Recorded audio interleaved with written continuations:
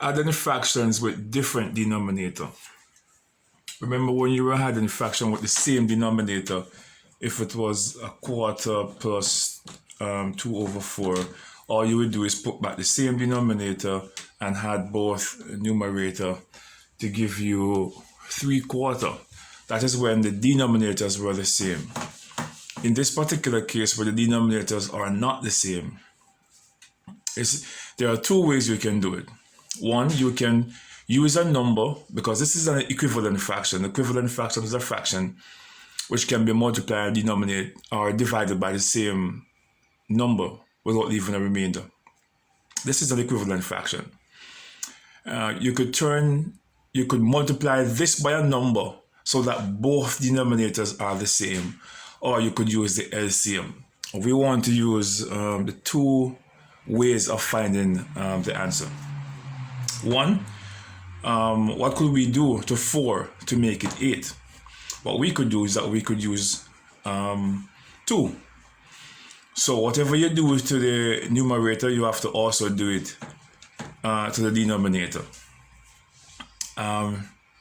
So put back the 3 over 8, and then 2 times 2 is 4, and 2, 4 equals 8.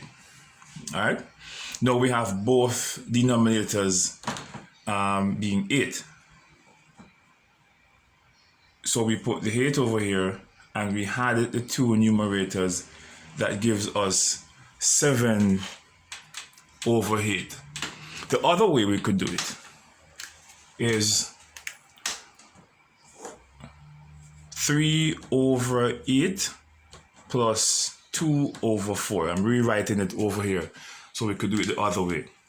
What we could do is we could find the LCM. LCM, the L, lowest, C, common, M, multiple. A multiple is any number that you can multiply a number by any positive integer to get another number. That would have been a multiple. For example, 8 times 1, 8. 8 times 2, 16. 8 times 3, 24. 8 times 4, 8 times 1, 8 times 2, 8 times 3, 8 times 4, 32.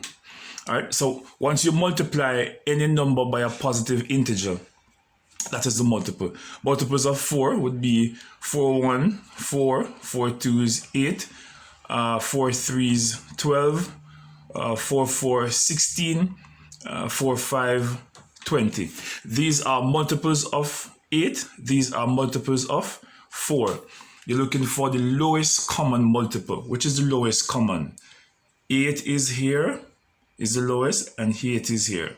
So this is the common multiple. 8 and 8 are the common multiple. So what you could do, you want to find a number in which both denominators can go into without leaving a remainder.